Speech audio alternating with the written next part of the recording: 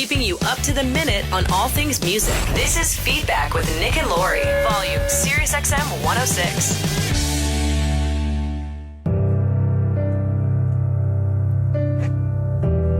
Pack my bags and I walk on.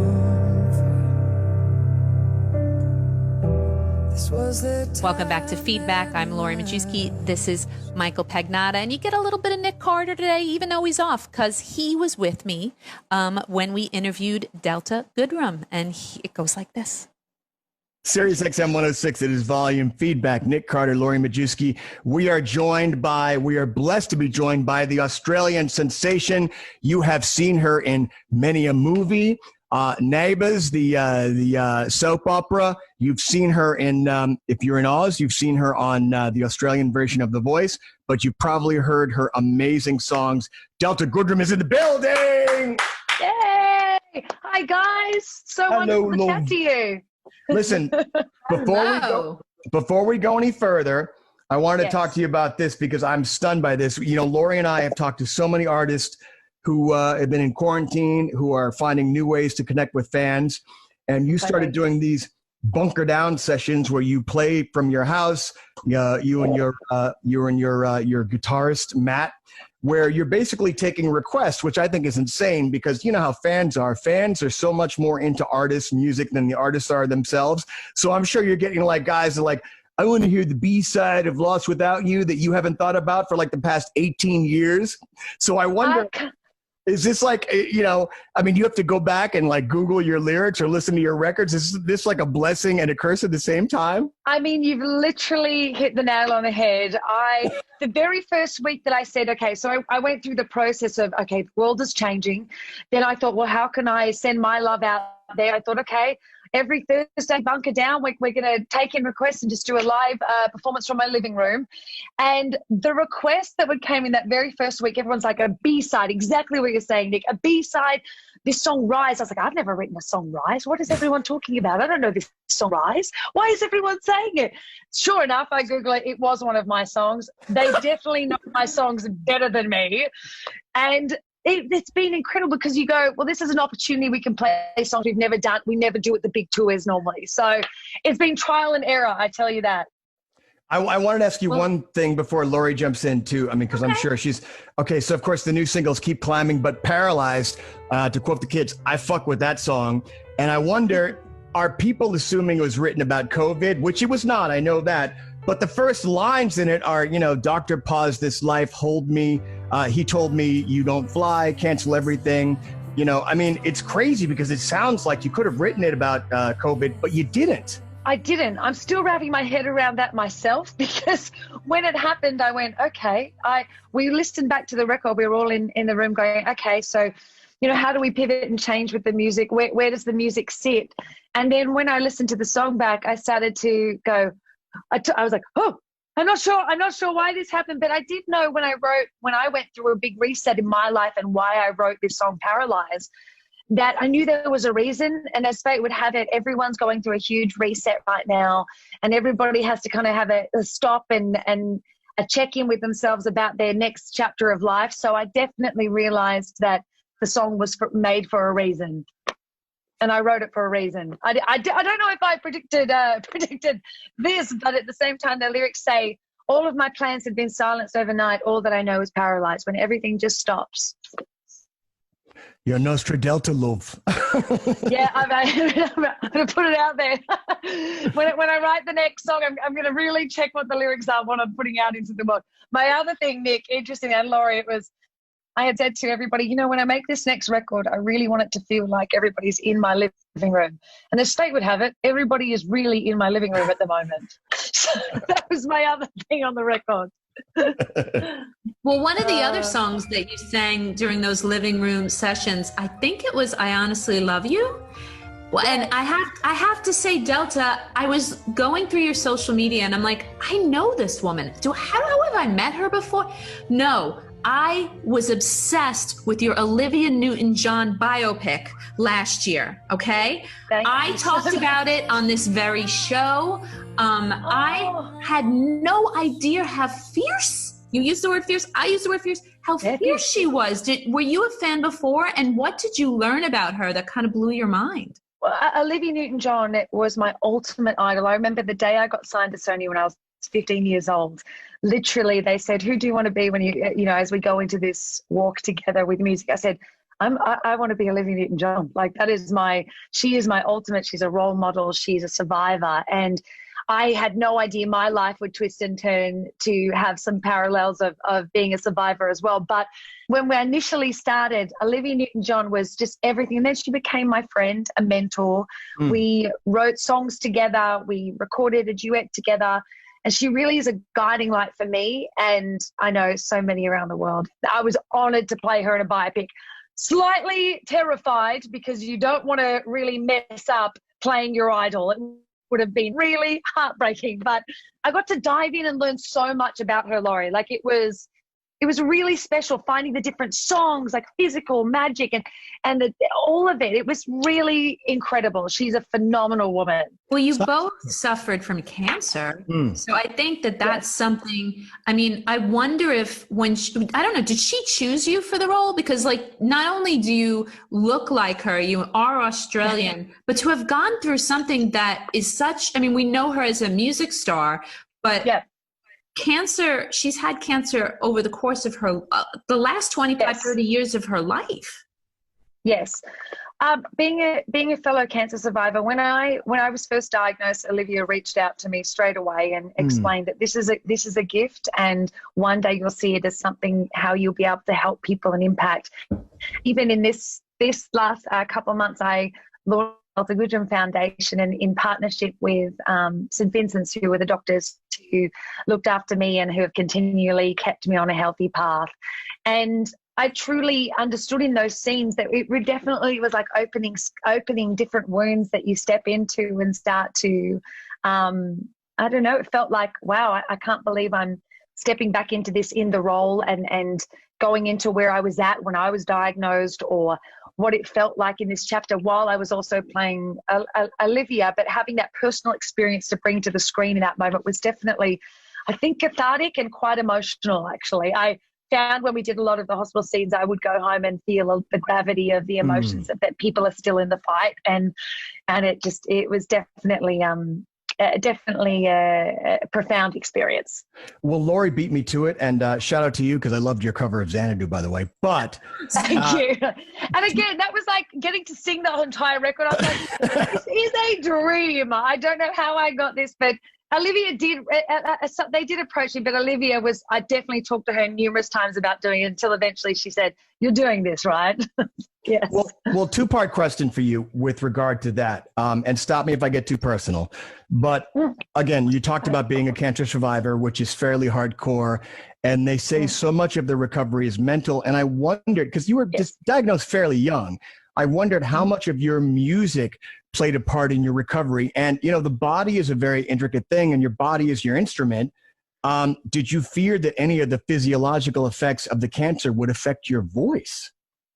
Yeah, it's a great question. I mean, when it comes to, that was the first thoughts, obviously, when it came to voice. Firstly, I was 18 years old. I had just broken through in the music industry. I had just had my first album out. It had just started to break records. We'd had our third #1 single. The album was still at #1 the same week I got diagnosed. So I had just been flying to the UK doing the Top of the Pops. The album had just gone to #2. I kind of had that roll on of a trajectory in that first discovery, and my path was not meant to be that at that time. I had to go and focus on health, and it definitely changed my dreams step by step. But in health being the most important thing, obviously my doctors are very conscious about my voice. But being young, I feel, being 18, whilst a very impressionable age, and that stays with you, I felt that I had the same values before going into cancer. I always understood it. But there's one thing to know things and then to really know them from experiencing them. And so I really knew so much more, had a very different perspective. And when it came to music, in the first part of your question, I found it really hard to step back it was as if the colors of the rainbow had gotten a little bit grayer, so to speak, for a second.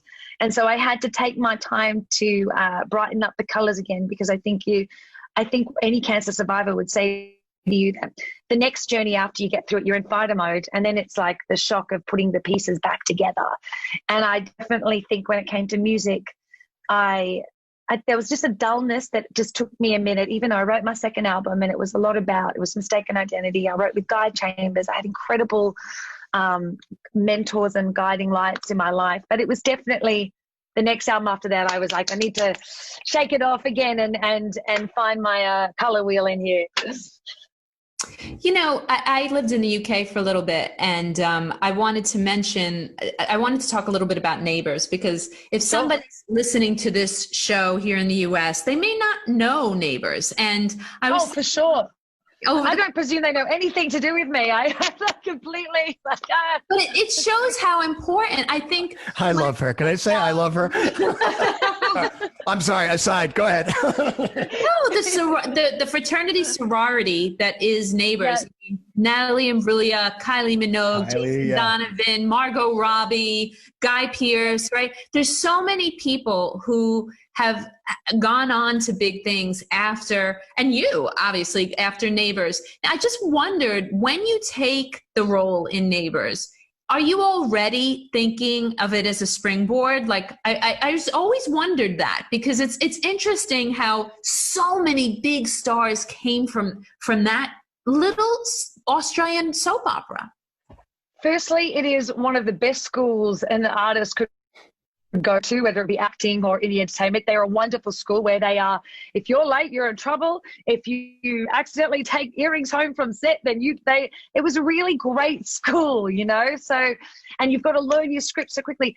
But my actual first step into Neighbours, when I got cast, there was an article in a paper that had said, "Hey Dad," which I was on a comedy show when I was a 7-year-old. So I got picked up very young when it came to the arts. I just was naturally they said, all right, she's in this show. I started working very, very young.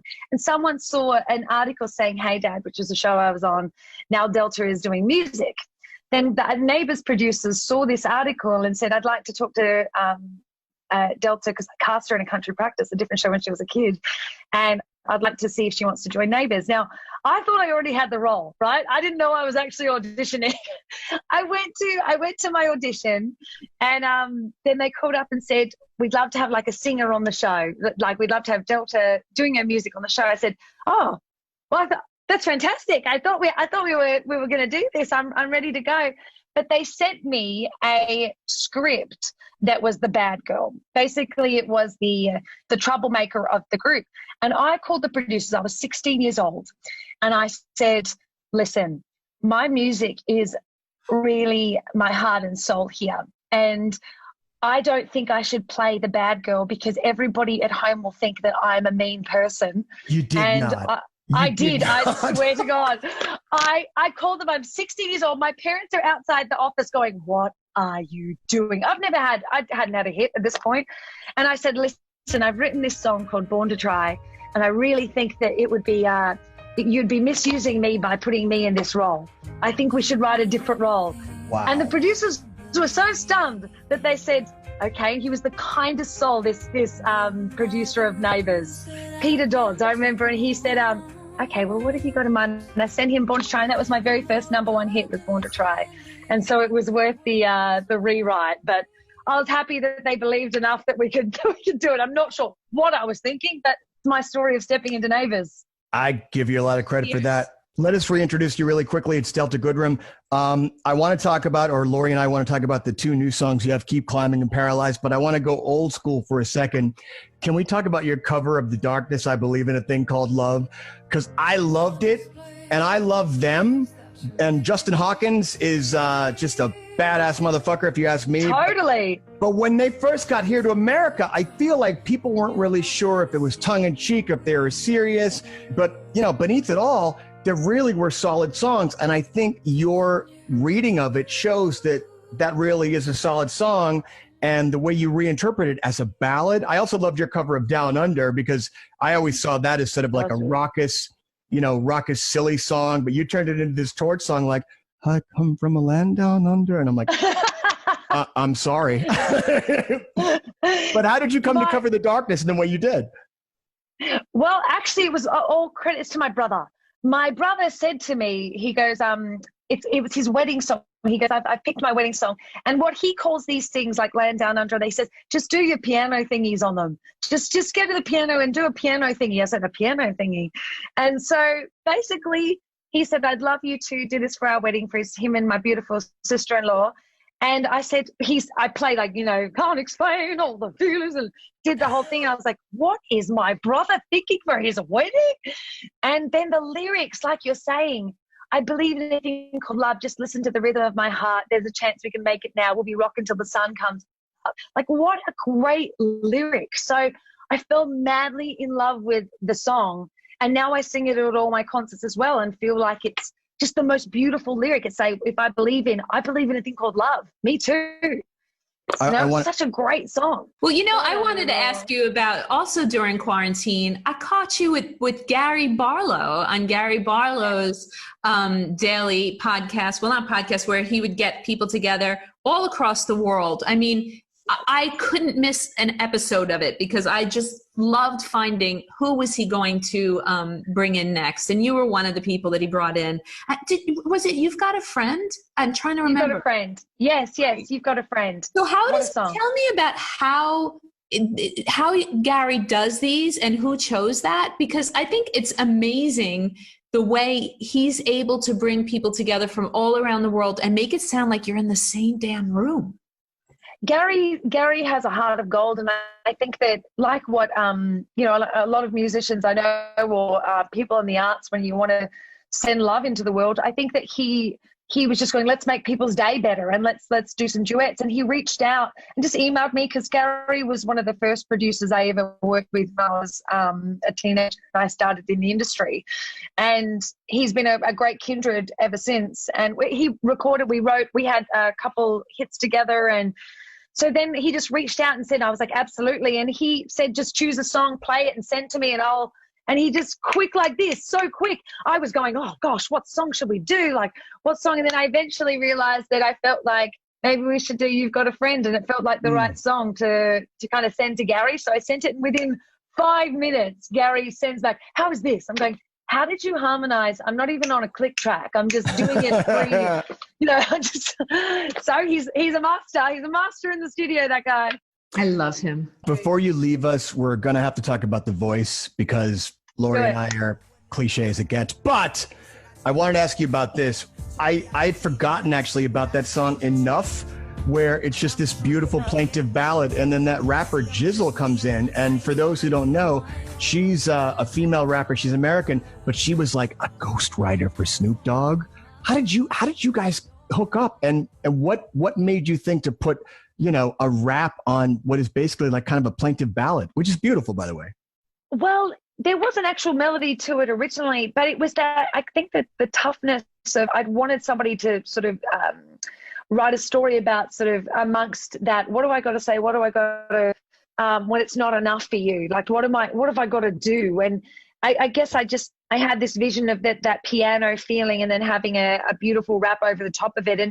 And Jizzle was just somebody who had crossed paths, and she wrote the most beautiful words over the top of it, and inspiring and empowering. And it felt like the right connection. And she came to Australia, and we performed it in numerous performances. But that's one of my favorite songs on the records, actually. And it's when we get to perform that live, my drummer steps in, and he ends up doing the rap, albeit probably not as well as Jizzle, but he does a good job. The Australian accent kind of throws it off a little bit.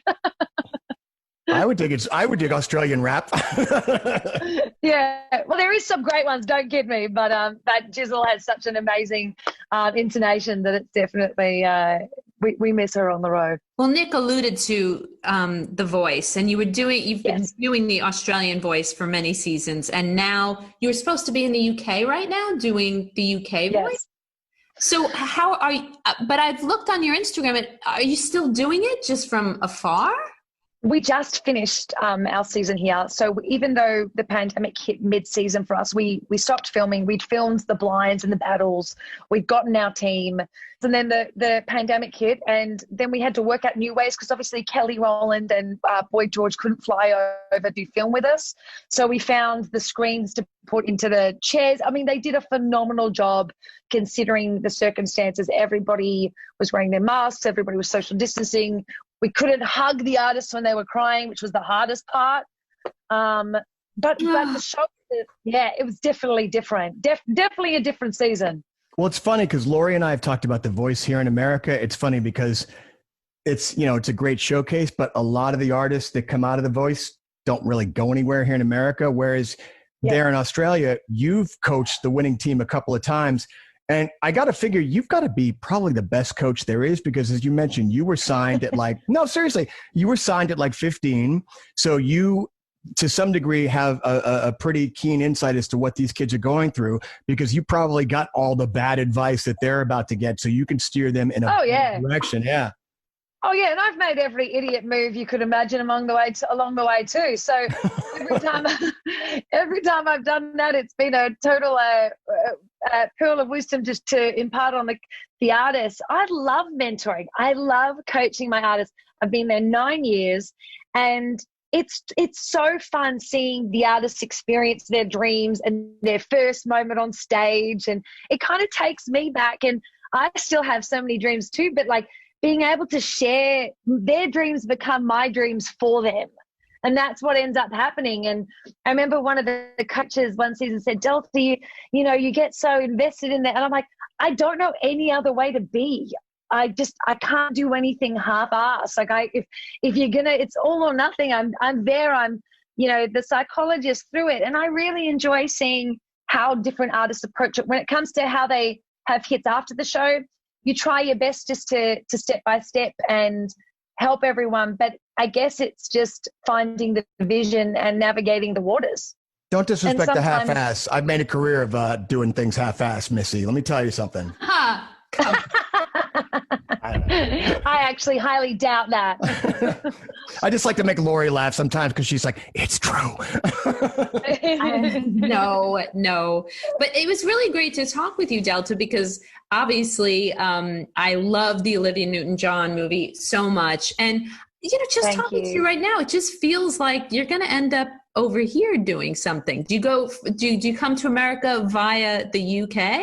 Is that your ultimate plan? I mean, I'm definitely looking forward to, even though we're all connecting from different parts of the world, I'm definitely intending to spend a lot more time over there with you all and be able to release this new music and the new album and hopefully when everything opens up to do a lot of shows over there and share the songs live. What is the new album going to be called? And again, two-part question. I always find it really fascinating when artists, particularly from places like Oz or the UK or even New Zealand or whatever, when you come over to America, I'm always, especially now, I'm always curious as to what your perception of America was versus when you get here. Because I'm old school. I've been doing this for a long time. And I remember when, I would talk to artists from the UK and they were like, oh, I thought everything was like Dallas or Dynasty. I'm like, no, it's not at all. I mean, I've always had incredible experiences in the US, and I have spent a lot of time there because we really would work with some of the most amazing writers and producers, and the magnitude of experience in the arts as well that you can find I spend a lot of time in Los Angeles. And so New York is the most exciting, beautiful city. You can walk around. I've spent different moments amongst being in the US, and so I guess I kind of feel like there was a part of me that grew up there too, and we get all your TV shows and all your radio, so we feel a big part of American culture with us as well. Well, on behalf of Lori and I, we'd like to apologize since you're getting all right. Really. So again, when is the album coming? We have 2 singles. We have Keep Climbing. We have Paralyzed, both of which fantastic. Shout out to you. Thank you. The album should be at the beginning of next year, and we've got a few more songs to drop throughout the next couple of months. And all the live musicians on there, it's completely live, piano-centric, and a lot of stories to tell. So wait, so you have dates booked to tour in 2021? I do. You think we're going to get there? Because Lori and I talk about this all the time on the show. Here in America, people are starting to try to tiptoe into the water of live performance, and I'm like, I'm not ready yet.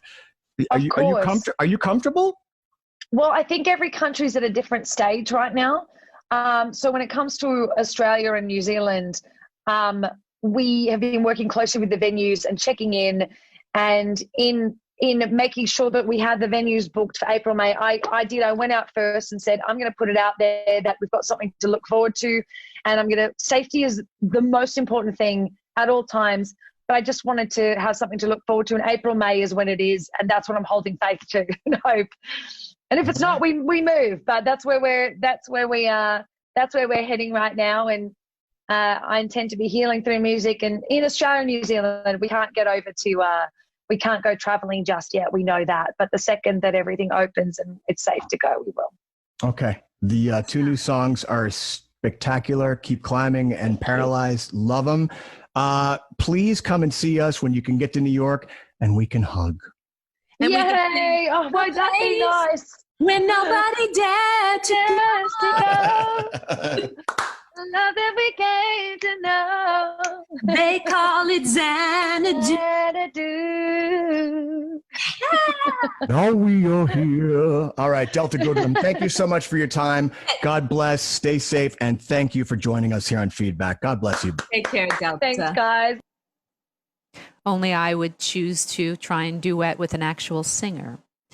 Delta Goodrem, it's nice to hear Nick. I haven't seen him, I guess, since last Tuesday, but he'll be back here tomorrow. Thank you so much, Michael, for tuning in, for being a big part of this show today. I'm glad you got to watch the Go-Go's. Thanks for having me, Lori. I'm very jealous about your interview later today.